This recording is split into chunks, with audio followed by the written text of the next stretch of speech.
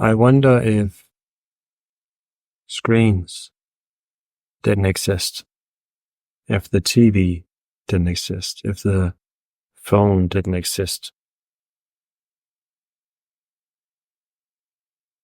if social media didn't exist, what would it be like? Well, when I was a kid, cell phones, you couldn't do the things you can do today. I got to have my childhood for a relatively long time, until I was 12, I think, before you could get phones that could simply text and call. And that was it. And play Snake.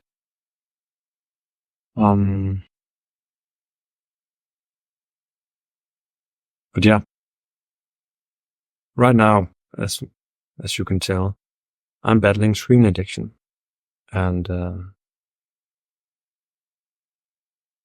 I think addiction, whatever it may be, it's all the same.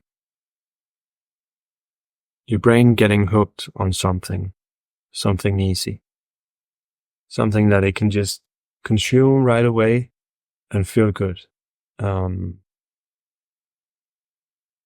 So when I remove certain addictions from my life, whether it be sugar or nicotine, caffeine, all of which I've quit, pornography, it's like another addiction takes over because the root cause is the same. So once you've introduced your brain to whatever kind of drug or stimuli, it will remember this feeling.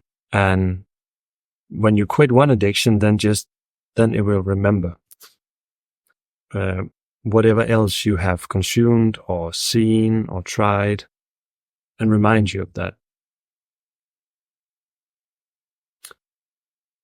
And that's what happens. Like, I keep shuffling between addictions, which kind of sucks. But in the end, I think you just have to keep working. I just have to keep working and getting rid of all these addictions. And I'm so very, very far.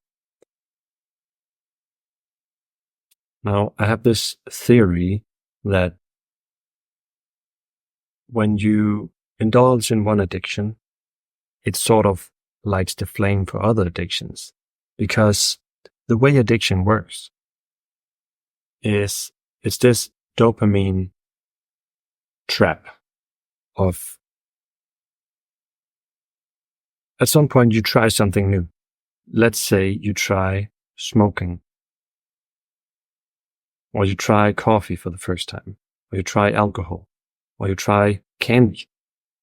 Then your dopamine levels spike and you get this high, and they spike much higher than the baseline. The baseline of dopamine, it spikes much higher. And don't worry, I'm going to circle back to my screen addiction. I'm not trying to talk about something else. This is going to make sense. So it spikes, right? And then it drops below baseline. And this is for all the addictions. It's all the same. And now, because it's dropped below your baseline, then if you don't consume this drug or use this thing, if I can, like it's relatively quickly gonna resurf, like go back to the baseline level, and that's it. Now, if you keep using the drug from here, then it will spike like this. You use it again, and then the effect fades and it goes up. And it goes like this and this and this. So you keep spiking over the baseline, but at some point, you're going to need a higher dose. You're going to need something stronger for whatever it is to make you feel this spike. So this, like, I'm going above the baseline that we had in the beginning. But because this has to be stronger, the dose has to be stronger. The baseline level of your receptors, of your dopamine levels, they will decrease in order to withstand the coming attacks, the coming spikes. And this is how it works. So the dose gets stronger, more toxic, and your brain shuts down even more and more and more.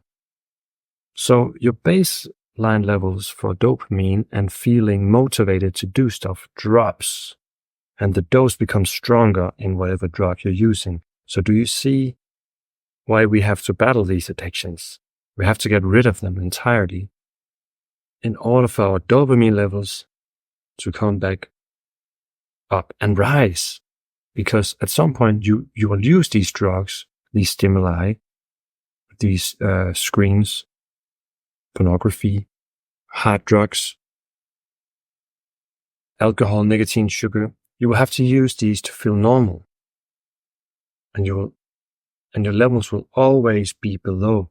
So if you get far enough in these cycles of addiction, then you have to use these drugs to feel normal, or else you're going to feel very, very bad.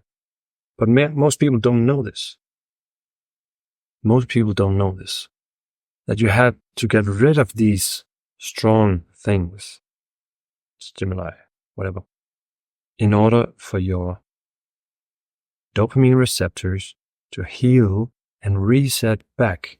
And if you do good stuff like entering suffering, doing workouts, sitting in long meditations, avoiding instant gratification, these receptors will resensitize and become much higher than they were. So your baseline can only rise in a good way if you are not addicted to instant gratification stuff and you actually do the opposite. Just doing the work. That's how it works in your brain. Yes. And this is why I have to do something about this screen addiction. Because it's become too much. And it's affecting the rest of my life, like the other parts of my life, right? And I've done some detoxes in the past, but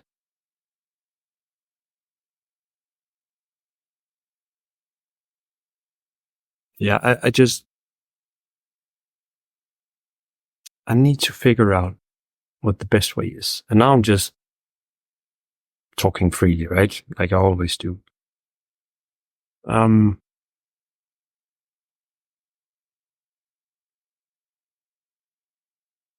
Yeah, I think this is just one of those times where I have to admit to myself and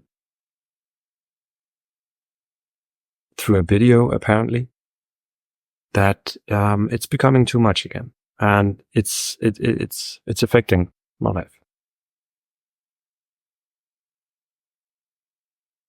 So the point is, even if you have kicked a lot of bad habits, your brain is always looking for the easy way out, another way to stimulate itself. And for me right now, it's screens. It's watching too much YouTube. It's watching, like defaulting to watching something on the TV. It's constantly listening to something like audiobooks or podcasts, music. I'm constantly online, not like constantly, but for my standards, it's too much. Even though I do a lot of other stuff, it's just affecting me, So I'm going to do something about it. Now, if you have some suggestions, I'd like to hear, because I still want to use my phone as a tool. I don't think a dumb phone would be great for me.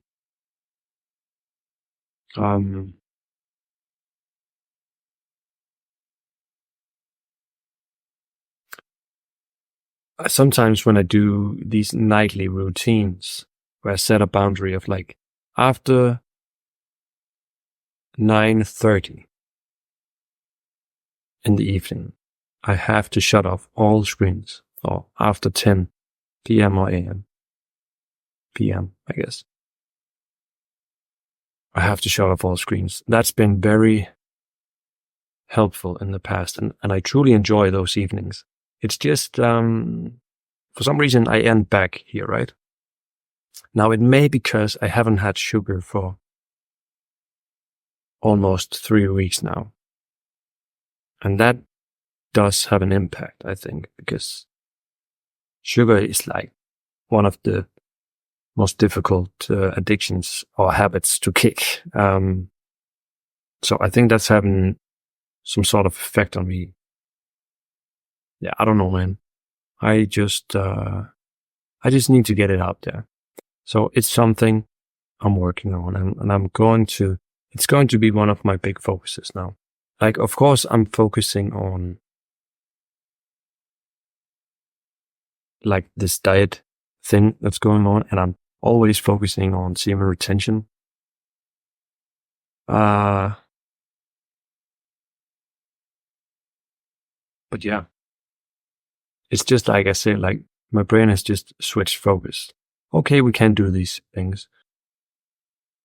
Now, then what can we do? And it's just like, I need to come back to just, there's no need to escape anything. I just need to dial down the screen use. So do you guys have some sort of, are you battling any addictions right now? Do you have some tips how to deal with screen addiction?